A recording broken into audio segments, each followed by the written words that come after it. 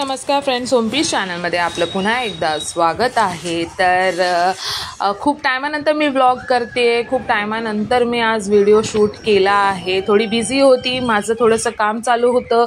मी एक आर्टिस्ट असल्यामुळे ऑर्डर्सची थोडी रश होती आणि मी खूप बिझी होती। तर आज मी व्लॉग केले आणि या व्लॉगमध्ये तुम्हाला दादरचे सिद्धिविनायकचे दर्शन प्लस माटुंग्याचा फेमस आउटलेट राम आश्रयबद्दल मी थोडीफार इन्फॉर्मेशन आणि आउटलेट दाखवणार आहे। तर आज होता बालदिन आणि बालदिन सेलिब्रेट करण्यासाठी प्लस माझ्या नवऱ्याचा पण वाढदिवस होता। तर ते सेलिब्रेट आम्ही कसा केला तो मी थोडासा व्लॉग थ्रू तुम्हाला दाखवणार आहे। तर सर्वात आधी आम्ही दुपारी लंच केलं आमच्या डोंबिवलीच्या फेमस अंबिका हॉटेलमध्ये। म्हणजे स्टेशन जवळच आहे, चांगला आउटलेट आहे, पावभाजी एक नंबर आहे। आम्ही पावभाजी घेतली आणि एकच पावभाजी घेतली, एक्स्ट्रा पाव घेतले, इनफ होतं आमच्या दोघांसाठी। तर आम्ही मस्तपैकी आमचं लंच एन्जॉय करून संध्याकाळची ट्रेन पकडलेली आहे एसीची 5:09ची डायरेक्ट दादर फास्ट होती। तर आम्ही ती ट्रेन पकडून डायरेक्ट पोचलो आहे दादरला, कारण आम्ही विचार केला संध्याकाळचं थोडंसं ऊन बिन क्लायमेट चांगलं असतं म्हणून आम्ही संध्याकाळी निघालो। तर 5:09ची आम्ही ट्रेन पकडली डोंबिवलीवरून, मग आम्ही दादरला पोचलो। थोडं ट्रॅफिक भेटलं आम्हाला कारण का मोदीजींची रॅली येणार होती शिवाजी पार्कमध्ये, तर सगळीकडे ट्रॅफिक होतं। पण दर्शन एक नंबर झालं, गर्दी नव्हती सिद्धिविनायकला, आमचं दर्शन झालं। आम्ही मस्तपैकी दर्शन घेतलं, खूप भारी वाटलं, खूप भारी वाटलं, कारण खूप टायमानंतर गेल्यावरती आपल्याला असं मस्तच वाटतं की ना। तर दिवाळीनंतर मी सिद्धिविनायकला दर्शन दिलेले आहेत आणि खूप मस्त वाटलं, म्हणजे मी सांगू शकत नाही एवढं भारी वाटलं। तर सिद्धिविनायकचे दर्शन झाल्यानंतर एकदम 5 मिनिटात आमचं दर्शन झाले। दर्शन झाल्यानंतर आम्ही तिथून टॅक्सी पकडली माटुंग्यासाठी। माटुंगा स्टेशनला राम आश्रय हा फेमस साऊथ इंडियन आउटलेट आहे, माहितीच असेल। खूप टायमानंतर माझी अशी इच्छा होती की मी कुठल्या तरी फेमस आउटलेटला व्हिजिट द्यावे। आता सध्या आम्ही ह्या आउटलेटला व्हिजिट दिले। तुम्ही गर्दी बघू शकता, वेटिंग होती, सिम्पल हॉटेल आहे, नो एसी नथिंग, एकदम सिम्पल हॉटेल आहे, पण एवढी गर्दी, 10 मिनिट्स वेटिंग होती, बाहेर लाईन केवढी होती तुम्हाला मी दाखवली। पण एक नंबर फूड होतं तिकडे, एक नंबर फूड, एवढं वर्थ होतं वेटिंगला। आणि तुम्ही बघू शकता क्राऊड एवढा भारी होता, म्हणजे आपण समजू शकतो ना की काय हॉटेलचं फेमस हे असेल। ते स्वीट्स बघूनच तोंडात टेम्पटिंग येत होते, म्हणजे काय घेऊन काय नाही। तर मी पहिलंच लाईनीमध्ये उभं राहून ठरवलेलं की मी हे घेणार, मी ते घेणार, मी हे घेऊन जाणार।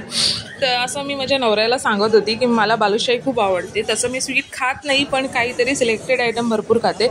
मग थोड्या टायमानंतर म्हणजे 10 मिनिटानंतर आमचा नंबर आला, आम्हाला त्यांनी सीट अलॉट केली आणि आम्ही आमच्या जागेवर जाऊन बसलो।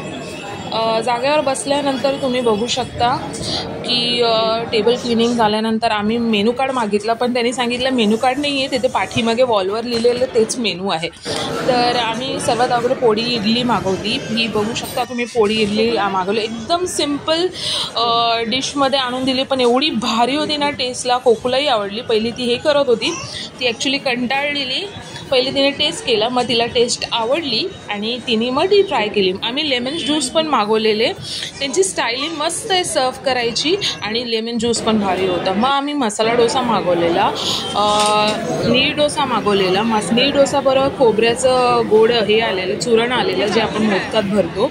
आमची इडली संपलेली होती पण अजून खाऊशी वाटत होती, आम्ही विचार केला ऑर्डर करायचा। मग आम्ही ऑनियन मैसूर मसाला मागवलेला। इथे मैसूर मसाल्यामध्ये आपल्याला भाजी येते, पण तिकडे तसं नाही, ऑनियन मैसूर मसाल्यामध्ये फक्त ऑनियनचं आणि मसाल्याचं हे लावलेलं, परत लावलेली वरती।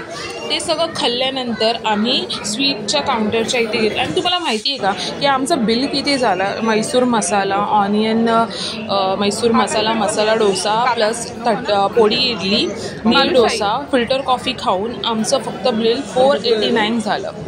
म्हणजे मस्त आहे ना, एकदम अफोर्डेबल होतं।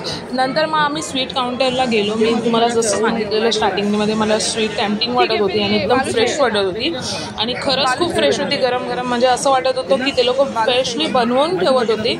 आणि आम्ही असं सगळं मिक्स घेतलं, पाव किलोचे 2 बॉक्स घेतले, एक माझ्या भावाला आणि एक आम्हाला। तर ते सगळं स्वीट वगैरे आम्ही घेतल्यावरती आम्ही निघालो रामाश्रयमधून। भरपूर म्हणजे मी व्हिडिओज बघितलेले रामाश्रयाचे, तर एवढं डिटेलिंगमध्ये मला रेअरली असं सापडलं, म्हणून मग मी म्हटलं चला आपण पण या आउटलेटला व्हिजिट दिली पाहिजे, कारण खूप फेमस आहे म्हटलं होते आणि मी साऊथ इंडियन फूड लवर आहे।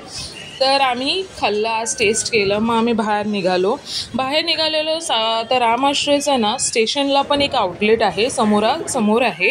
तर ते नवीनवाला आहे, पण तिथे एवढी रश नव्हती. हा जो आम्ही आउटलेट व्हिजिट केलेला ना तो जुना आउटलेट होता. तर तुम्हाला हा कसा वाटला व्हिडिओ, नक्की तुम्हाला हा व्हिडिओ माझा आवडला असेल तर नक्की लाईक करा, शेअर करा, सबस्क्राईब करा आणि माझ्या व्हिडिओजना भरभरून प्रतिसाद द्या. मी एक छोटंसं ट्राय मारलेलं आहे माझ्या व्लॉगिंग थ्रू तुम्हाला दाखवण्याचं. तर कसं वाटलं नक्की कळवा.